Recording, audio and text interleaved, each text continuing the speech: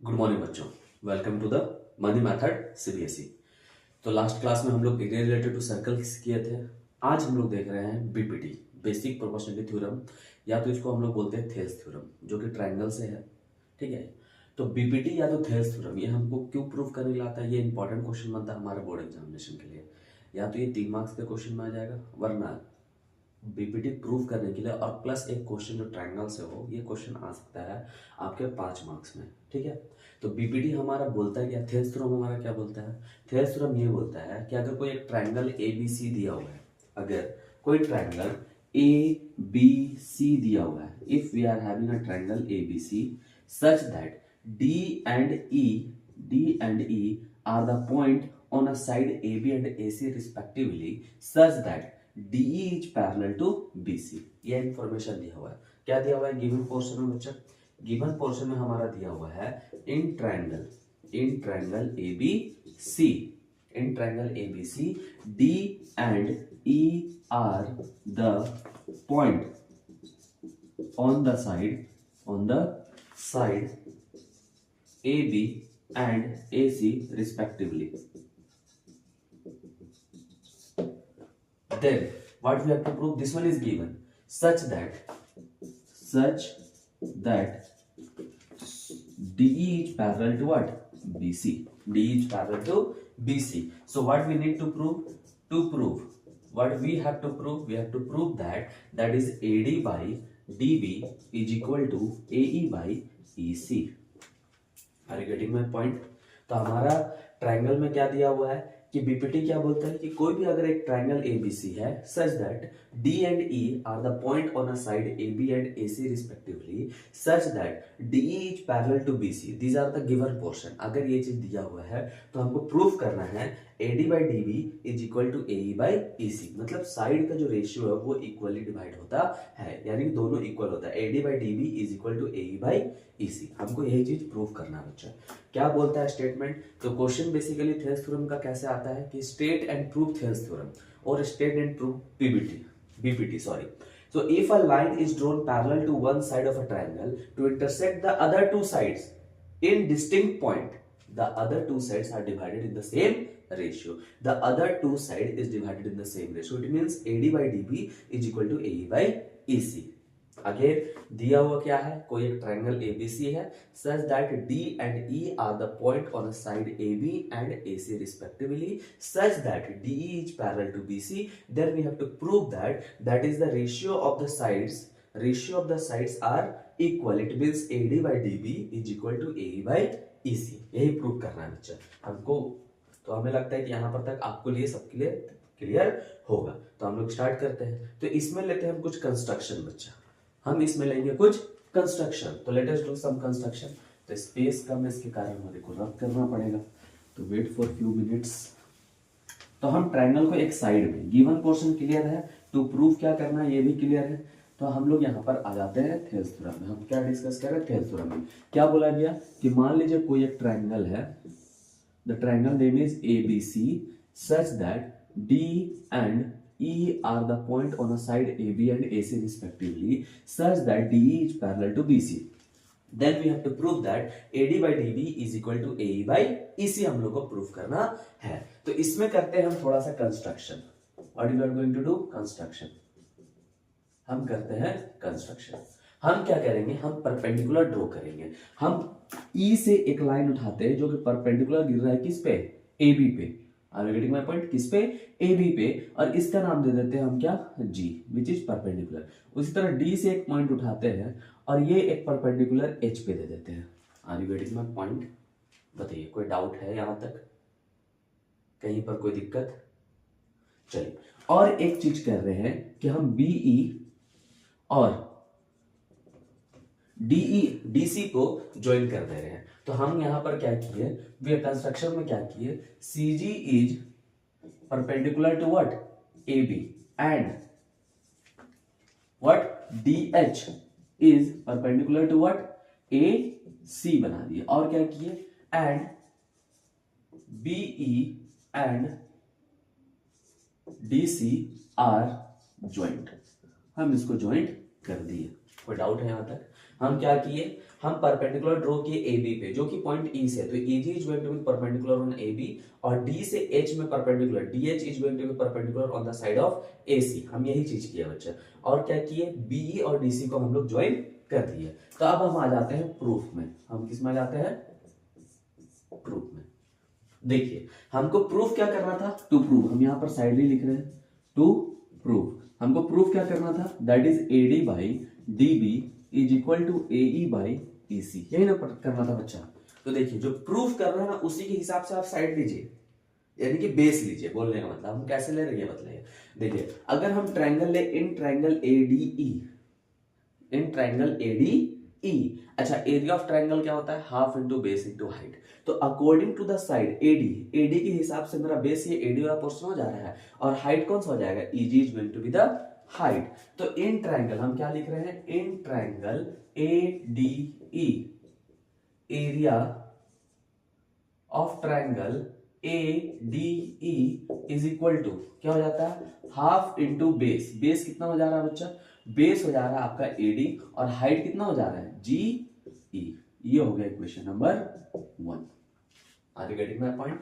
हम पढ़े area of triangle क्या होता है, half into base into height. हम ट्रायंगल कैसे सेलेक्ट किए, जो भी साइड मेरा दिया हुआ बच्चा उसके हिसाब से हम एक ट्रायंगल सेलेक्ट कर रहे हैं। तो AD के हिसाब से मेरा जो ट्रायंगल बन रहा है वो बन रहा है ADE बन रहा है। क्या बन रहा है, ADE। जब ADE को लिए तो एरिया ऑफ ट्रायंगल ADE जो हो गया, तो बेस हो गया AD और हाइट कौन सा हो जाएगा बच्चा, EG। कोई दिक्कत यहां तक। अच्छा इसके बाद हमको कौन सा लेना है, हमको लेना है इसके नीचे वाला पार्ट जो कि बना रहा है क्या, DB। अच्छा DB कैसे लेंगे, तो DB में बेस मेरा यही बन रहा है ना बच्चा, DB में ये बेस बन रहा है, तो DB के अकॉर्डिंग कौन सा ट्रायंगल बनेगा, DBE, और यू कैन राइट DBE, और यू कैन राइट BDE। तो हम यहां पर क्या देख रहे हैं, now in triangle DBE, area of triangle DBE is going to be half. Base तो बच्चा BD हो जाएगा। अच्छा बताइए हाइट क्या हो जाएगा, you can right DB। Okay height क्या हो जाएगा, देखिए तो कोई भी ट्रायंगल अगर हम, ये कुछ ऐसे बन रहा है ट्रायंगल बच्चा, ये कुछ ऐसे बन रहा है, तो इसके ऊपर जब परपेंडिकुलर खींचते हैं ना तो ये बाहर भी आ सकता है। तो इसके अकॉर्डिंग जो है, इसके ऊपर तो परपेंडिकुलर नहीं गिर रहा, लेकिन इसके बाहर तो परपेंडिकुलर गिर रहा है ना, जो कि क्या है मेरा EG है। Are you getting my point. तो इसके लिए भी हाइट कौन सा हो जाएगा बच्चा, EG हो जाएगा। ये हो गया इक्वेशन नंबर 2। बताइए यहां तक कोई डाउट है किन्हीं को, तो आगे बढ़े। अब हमको क्या किया गया है, अब हमको दोनों को डिवाइड किया गया है, AD बाई क्या किया गया है, DB किया गया है। तो हम सेम चीज यहां पर हम क्या करेंगे, डिवाइडिंग इक्वेशन 1 बाय इक्वेशन 2।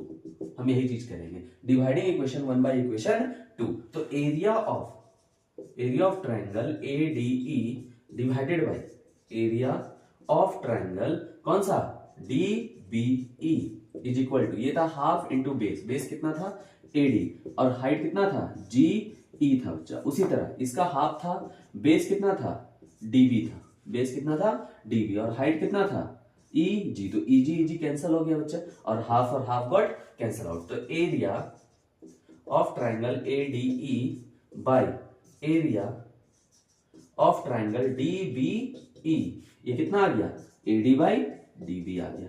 ये हो गया इक्वेशन नंबर 3। बताइए यहां पर के लिए कोई डाउट है। तो हम कैसे देख रहे हैं, ये क्लियर हो रहा है कि नहीं, हम देख कैसे रहे हैं, हम AD, हमको क्या प्रूव करना था, AD बाई DB, AD बाई DB is equal to AE by EC। तो AD के अकॉर्डिंग हम उसको बेस ले रहे हैं, और उसके अकॉर्डिंग हम एक ट्रायंगल सेलेक्ट कर रहे हैं। तो ADE, तो यहाँ पर ADE में जब एरिया ऑफ ट्रायंगल ADE लिए तो हाफ इंटू बेस, बेस हो गया AD और हाइट हो गया EG। क्लियर है। फिर उसके बाद हम देखें नीचे तो DB था, तो DB में कौन सा ट्रायंगल बन रहा है, DBE। तो in triangle DBE, area of triangle DBE is going to be half into base, तो base is going to be what, DB, और हाइट कौन सा हो जाएगा, EG ही हाइट हो जाएगा। कोई दिक्कत है नहीं ना, चलिए बच्चे। तो इक्वेशन 1, इक्वेशन 2 और इक्वेशन 3 आप लोगों को क्लियर होगा। चलो तो आगे बढ़ जाते हैं। तो आगे तो यहाँ पर स्पेस अगेन फिर से नहीं है, तो फिर से रब करना पड़ेगा हमको। तो आ जाते हैं कौन सा साइड में, सेकेंड पार्ट में। सेकेंड पार्ट में मतलब आरएचएस में, आरएचएस तरफ हमको क्या प्रूफ करना था बच्चा, AE by EC, AE by EC। अब AE बाई EC कैसे प्रूफ करें, तो AE को हम कौन सा ट्रायंगल बन रहा है बच्चा, अब बताइए ADE लीजिए, तब भी AE के हिसाब से हम निकाल सकते हैं कि AE मेरा बेस हो जाएगा और हाइट क्या हो जाएगा एच हो जाएगा। तो इस बार हम लोग क्या लेंगे, इन ट्रायंगल ADE, ठीक है। तो एरिया ऑफ ट्रायंगल ADE क्या हो जाएगा बच्चा, हाफ इंटू बेस। तो बेस इस बार क्या हो जाएगा AE और हाइट क्या हो जाएगा DH। बताइए कोई दिक्कत है? ये हो गया इक्वेशन नंबर 4। फिर उसके बाद क्या करेंगे, नाउ इन ट्रायंगल, कौन सा ट्रायंगल, उसके जस्ट अब AE बाई क्या प्रूव करना है, EC। तो EC वाला कौन सा ट्रायंगल बन रहा है, DEC। In triangle what, DEC, area of triangle DEC is equal to half. अब बेस क्या हो जाएगा मेरा EC हो जाएगा और हाइट क्या हो जाएगा, तो पता है कि ट्रायंगल के बाहर जो हाइट बन रहा है वही बनेगा, तो DH हो जाएगा। ये हो गया इक्वेशन नंबर 5। अगेन दोनों का रेशियो है, मतलब डिवाइडिंग लिखेंगे, डिवाइडिंग इक्वेशन 4 फ्रॉम इक्वेशन 5। तो यहां पर लिखेंगे area of triangle ADE divided by area of triangle DEC। ये क्या हो जाएगा, हाफ इंटू बेस AE हो गया और ये क्या हो गया DH हो गया। उसी तरह हाफ इंटू EC हो गया और क्या हो गया DH। तो DH got cancel out, half and half got cancel out. तो हमारा क्या आ गया, area of triangle ADE divided by area of triangle DEC is going to be equal to what, AE by EC। ये equation number हो गया कौन सा, 6। बताइए कुछ हार्ड लगा यहां तक? हम क्या देख रहे हैं, अकॉर्डिंग टू बेस हम ट्रायंगल सेलेक्ट कर रहे हैं और फिर ट्रायंगल सेलेक्ट करके दोनों को डिवाइड कर दे। उसी तरह आज इस तरफ भी किए, according to the base AE हमारा फिर से ट्रायंगल ADE बन रहा है। तो according to the base AE हम लोग बनाए तो area of triangle ADE equal to half into base into height लिख दिया बच्चा। उसी तरह अगर हमको EC निकालना तो EC का अकॉर्डिंग कौन सा ट्रायंगल बन रहा है हमारा DEC। तो area of triangle DEC equal to half, base कौन सा हो जाएगा EC हो जाएगा और हाइट, तो इसके ऊपर तो हाइट नहीं है बच्चा, तो EC के बेस के ऊपर गिर रहेगी, तो DH is going to be और हाइट। बताइए यहां तक कोई डाउट है आप लोग को, कहीं पर कोई दिक्कत? हर एक स्टेप क्लियर हो रहा है? चलिए अब हमको क्या प्रूफ करना था बच्चा, देखो अब एक कॉमन बात कि अगर दो पैरेलल लाइन में अगर बनता है, दो पैरेलल लाइन में सेम बेस से अगर ट्रायंगल बनता है तो दोनों का एरिया इक्वल हो जाता है बच्चा। आई बात समझ में? यहां पर एक कॉन्सेप्ट लगता है कि अगर between two parallel lines if from the same base two triangle are formed then the area of both the triangle are going to be equal। ये प्रूफ भी किया हुआ है क्लास 9 में हम लोग। तो क्या है यहाँ पर, अब यहाँ पर DECB देखिए, DECB हम क्या देखें, D is parallel to BC, दो पैरेलल लाइन है और यहाँ पर जब BDE बन रहा था बच्चा तो सेम बेस DE से बन रहा है और DEC भी बन रहा है तो सेम बेस DE से बन रहा है। तो ये क्या हो गया, since area of triangle formed between the two parallel lines from the same base are going to be equal. ये क्या होते हैं, इक्वल होते हैं। तो वही स्टेटमेंट अब हम लिखने वाले हैं बच्चा यहाँ पर। तो हम यहाँ पर क्या लिखेंगे, हम यहाँ पर स्पेस में लिख देते हैं, हम क्या लिखेंगे, the area of triangle formed between the two parallel line from the same base are equal। तो area of triangle formed between the two parallel line from the same base, देखिए सेम बेस DE से ही DBE बन रहा था और DE से ही DCE बन रहा था और बिटवीन टू पैरेलल लाइंस के बीच में है कि नहीं, तो दोनों का एरिया क्या होंगे, इक्वल होंगे। तो हम क्या लिख सकते हैं, therefore area of triangle DBE जो हो जाएगा वो इक्वल हो जाएगा एरिया ऑफ ट्रायंगल DEC से। एरिया ऑफ ट्रायंगल किससे, DEC से। इसको दे देते हैं हम इक्वेशन नंबर 7। इसको देते हैं हम इक्वेशन नंबर 7 में। क्लियर हुआ ये बात? तो area of triangle formed between the two parallel line from the same base are equal. तो एरिया ऑफ ट्रायंगल जो होता है जो दो लाइन के बीच में बनता है और अगर सेम बेस से दोनों ट्रायंगल बन रहा है तो दोनों के दोनों क्या होते हैं, इक्वल होते हैं। कोई डाउट है यहां तक? हमको नहीं लगता यहां तक कोई डाउट होगा। ये क्लियर हुआ कि नहीं हुआ बच्चा? ये क्लियर है सभी को? अच्छा, अब हम लोग याद करेंगे क्वेश्चन नंबर 3। क्वेश्चन नंबर 3 हम लोग क्या बनाए थे कि एरिया ऑफ ट्रायंगल ADE तो था, लेकिन नीचे क्या था, DBE था। तो हम क्या कर रहे हैं, वो एरिया ऑफ ट्रायंगल जो हम निकाले, दोनों एरिया ऑफ ट्रायंगल बराबर हो जाता है, इसको हम लोग पुट कर देते हैं। Putting this value in equation number 6, हम क्या कर रहे हैं, putting the value of equation 7 in equation 6। तो हम क्या कर रहे हैं, पुटिंग